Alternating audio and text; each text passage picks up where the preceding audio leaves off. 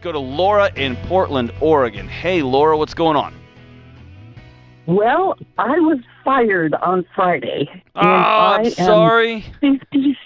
Yeah. Actually, I'm looking forward to it being the best thing that ever happened to me. I love it. What happened? Well, there was a new manager that came in January, and she cleaned house pretty much, put everyone that had been there before her, on terrible, mindless, menial tasks, etc. And I was next. My head was on the chopping block on Friday. So I am 57 years old. I have finally grown out my full gray and white hair, so I look like Santa Claus. And now I'm up for looking for another job. And my biggest concern is that I had a great professional career all, after college, etc. And I had a horrible divorce that I went through. And long story short, my job history had some gaps in it. And This company I worked for 7 years. They're basically my only reference that I can use. And they fired me. So now I'm like, I've got no confidence. My faith is a little bit shaky, and I have outdated skills. So I've got the financial loss, the stress. I was trying to get debt free, and so any advice would be helpful. Yeah, that's a lot. So do me a favor. Can you just inhale real deep and hold your breath for a second? Take a big deep breath and just hold it. 3, 2, now let it out.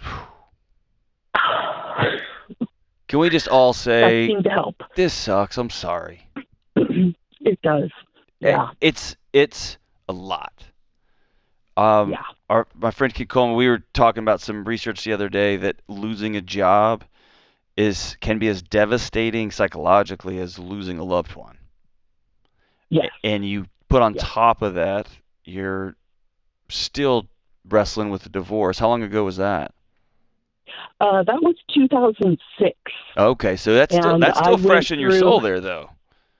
Pretty much, yeah. It was 2013. I had a nervous breakdown, basically, and got back into life after that. There you go. Yeah.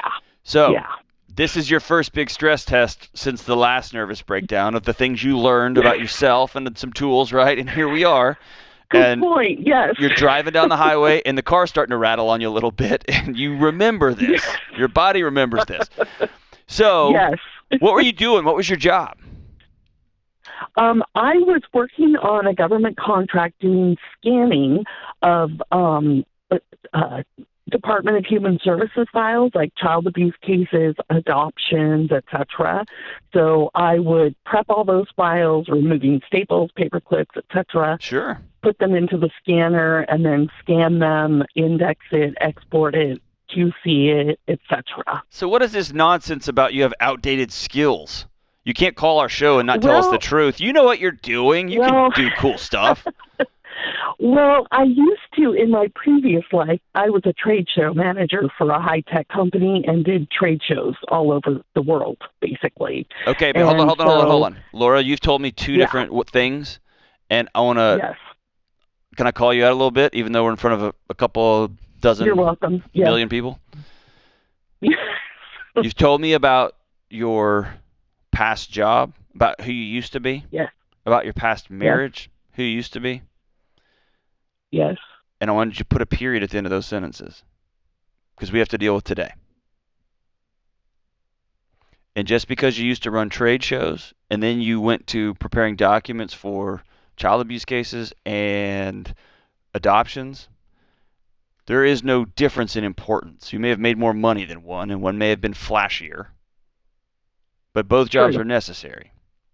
And the next job you get is going to be necessary. And just because some guy walked out on you and said something else is better than Laura, who's my new friend, by the way, is reflective of his actions, not yours. And one of the demons, one of the hallmarks of depression is we keep trying to pull the past back into the present with us. And we want to say, This is the way it's always been. This is the way it's always going to be. I'm going to do something else. I'm going to get involved in another job, another relationship, and then that's going to leave me too. And I want to shift that narrative and say, man, we got a new manager, phooey. Next. Right? Yes. I'm freaking Laura with long, awesome gray hair, and I'm 57. I can do anything I want to. So here's the question. Not how do I get back to what was, because that's gone. The question is, what do I do next? So what do you do next? What do you want to do, Laura? You're 57. You're almost halfway. I can see you living to be 115, so you're about halfway. What do you want to do? Well, ideally, I would like to find a job that pays my bills well enough that I can foster a puppy for a local organization that gives service dogs to our veterans with PTSD. I think you can make that happen. So I just need to support myself. So you just want to afford a puppy? Yeah, I want to foster a puppy for a veteran. But what do you want to do with, like, your work, like your life?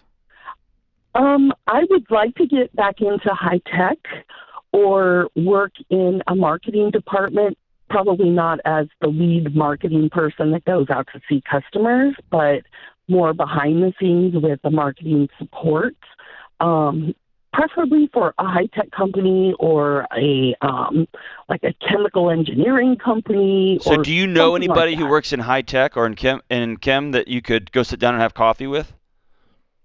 I do know a couple of people in high tech. Good. Then today and tomorrow, you are promising us, say I promise. I promise. That you're going to reach out to those people directly and say, hey, can we do coffee? And then you're going to say, management restructured, and here I am, and I want in y'all's building. How do I get in? And I will make copies. I can prepare documents. Or I can run the whole show like I've done. I can do it all. I don't know a lot about high tech. I'm 57. I've got gray hair. They can just get over it because I'm coming full Laura. Exactly. Okay?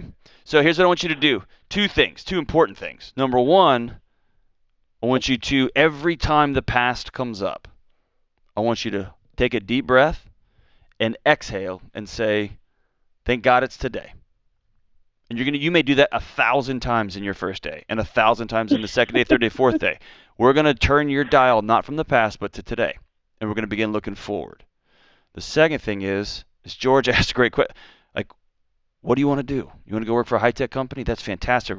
I'm going to reach out and start making some of those connections, like our friend, the proximity principle. I got to get in the door, and I know some people in those areas. Real quick, because we're up against the clock. You got enough money to pay bills for a couple of weeks? For a couple of months? Where are you? About a month and a half. Okay. You may need Laura to run down and get a job at a coffee shop to pay bills.